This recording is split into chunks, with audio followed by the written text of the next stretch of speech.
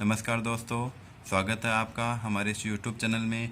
आज हम बात करेंगे विद्युत पराविद्युतांक या आपेक्षिक विद्युतशीलता के बारे में। पराविद्युतांक या आपेक्षिक विद्युतशीलता होती क्या है, देखो इसके बारे में बात करते हैं।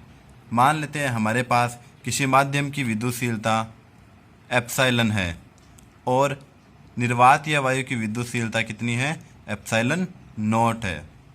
मान लेते हैं हमारे पास माध्यम की विद्युतशीलता है एप्सिलॉन तथा निर्वात या वायु की विद्युतशीलता कितनी है, एप्सिलॉन नॉट है। तो माध्यम की विद्युतशीलता और निर्वात या वायु की विद्युतशीलता का अनुपात क्या कहलाता है, आपेक्षिक विद्युतशीलता एप्सिलॉन आर कहलाता है। माध्यम की विद्युतशीलता एप्सिलॉन और निर्वात या वायु की विद्युतशीलता एप्सिलॉन नॉट का अनुपात क्या कहलाता है, आपेक्षिक विद्युतशीलता एप्सिलॉन आर। इसे हम पराविद्युतांक भी कहते हैं। तो देखो सबसे महत्वपूर्ण बात क्या है इसकी, कि जो अपेक्षिक विद्युतशीलता या पराविद्युतांक है वो मात्रकहीन और विमाहीन भौतिक राशि होती है। ये बात याद रखना कि जो अपेक्षिक विद्युतशीलता है वो मात्रकहीन और विमाहीन भौतिक राशि है। तो देखो इसकी डेफिनेशन देखते हैं कि जो अपेक्षिक विद्युतशीलता या पराविद्युतांक है वो क्या होती है, माध्यम की विद्युतशीलता एप्सिलॉन तथा निर्वात या वायु की विद्युतशीलता एप्सिलॉन नॉट का अनुपात उस माध्यम की आपेक्षिक विद्युतशीलता एप्सिलॉन आर कहलाती है और इसे हम पराविद्युतांक भी बोलते हैं। तो epsilon R is equals to epsilon बट्टे एप्सिलॉन नॉट। इसके बाद में हम बात करते हैं विद्युत क्षेत्र की। विद्युत क्षेत्र क्या होता है, तो देखो सपोज करो हमारे पास यहाँ पर कोई आवेश Q है। माना हमारे पास यहाँ पर कोई आवेश Q है। ये आवेश Q अपने चारों ओर एक क्षेत्र उत्पन्न करता है। मान लेते हैं ये आवेश Q अपने चारों ओर एक इस प्रकार का क्षेत्र उत्पन्न कर रहा है। अब इस क्षेत्र के पास में कोई दूसरा आवेश, मान लेते हैं इसको हमने नाम दे दिया Q नोट। अब इस क्षेत्र के पास में कोई दूसरा आवेश Q नोट लेकर आते हैं, तो यह जो आवेश है ये आकर्षण या प्रतिकर्षण महसूस करता है। तो देखो यहाँ पर विद्युत क्षेत्र की डेफिनेशन क्या बनती है कि प्रत्येक आवेश, मान लीजिए कोई आवेश है, अपने चारों ओर एक ऐसा क्षेत्र उत्पन्न करता है। मतलब ये अपने चारों ओर एक क्षेत्र उत्पन्न कर रहे हैं। प्रत्येक आवेश अपने चारों ओर एक ऐसा क्षेत्र उत्पन्न करता है जिसमें किसी अन्य आवेश, ये मान लेते हैं कोई अन्य आवेश है, अन्य आवेश को लाने पर वह आकर्षण या प्रतिकर्षण महसूस करता हो।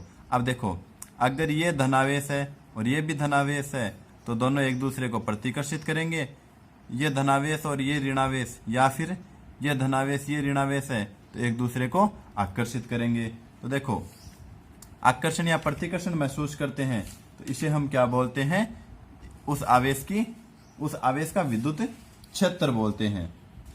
एक बार फिर से सुनो, प्रत्येक आवेश के चारों ओर एक ऐसा क्षेत्र होता है जिसमें किसी अन्य आवेश को लाने पर वह आकर्षण या प्रतिकर्षण महसूस करता है या अनुभव करता है। इसे इस आवेश का क्या बोलते हैं, विद्युत क्षेत्र बोलते हैं। तो देखो इसकी डेफिनेशन क्या बनेगी, ये चित्र तो एक समझने के लिए था। तो देखो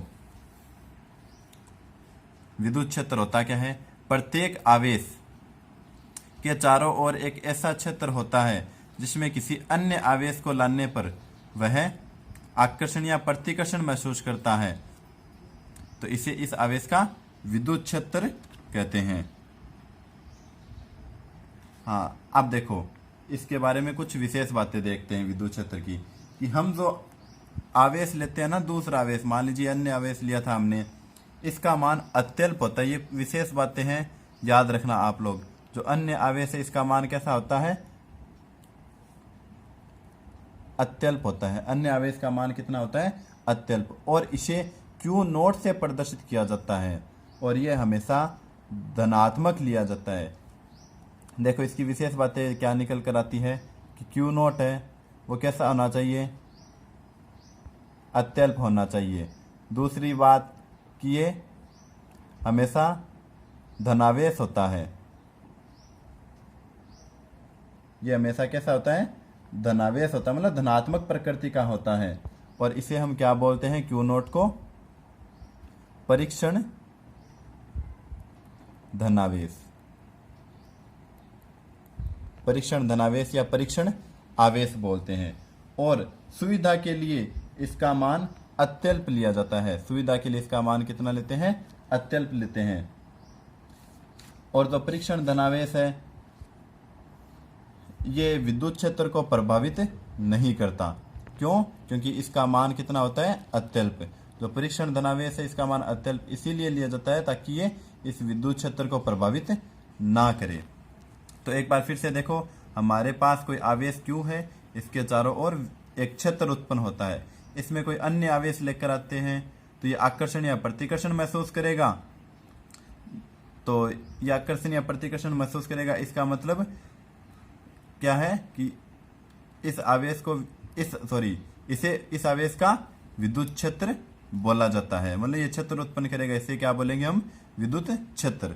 अब बात करें इसकी क्यू नॉट की, तो ये क्या है, इसका मान कितना होता है, अत्यल्प। ये धनात्मक प्रवृत्ति का होता है, इसलिए इसको क्या बोलते हैं, परीक्षण धनावेश बोला जाता है।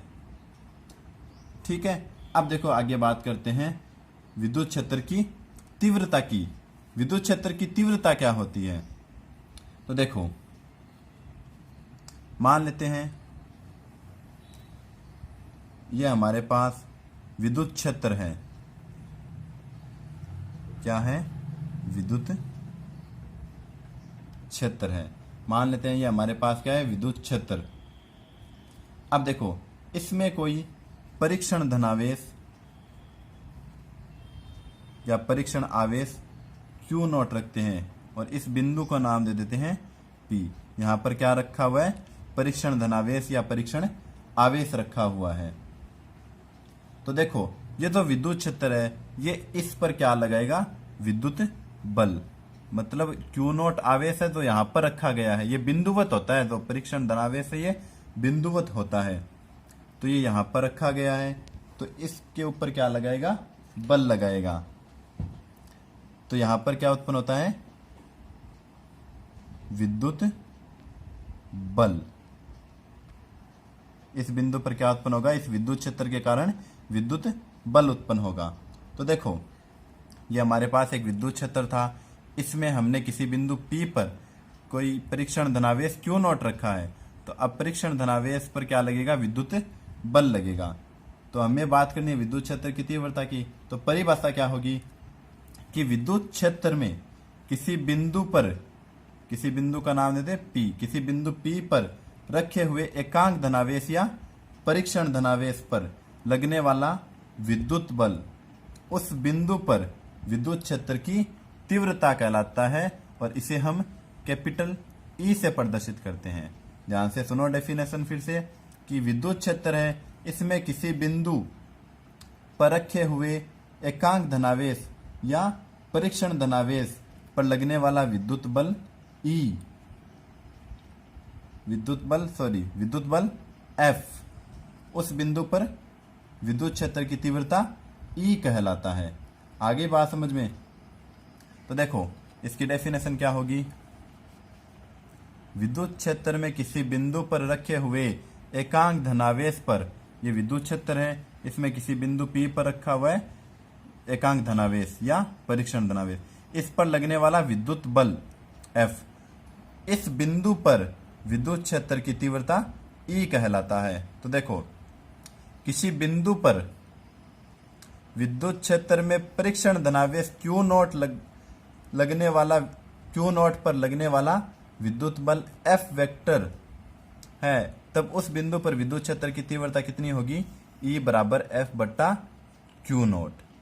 विद्युत क्षेत्र की तीव्रता कितनी हो जाएगी, E बराबर F बट्टा Q नॉट। मतलब कहने का मतलब यह है कि विद्युत क्षेत्र की जो तीव्रता है E, ये किसके बराबर होगी, लगने वाले बल F और जो परीक्षण धनावेश है Q नॉट, इनके अनुपात के। बल और एकांक धनावेश या परीक्षण धनावेश है, इसके अनुपात के बराबर होगी विद्युत क्षेत्र की तीव्रता। अब देखो बात करते हैं विद्युत क्षेत्र की तीव्रता है। विद्युत क्षेत्र की तीव्रता क्या है, एक सदिश राशि है।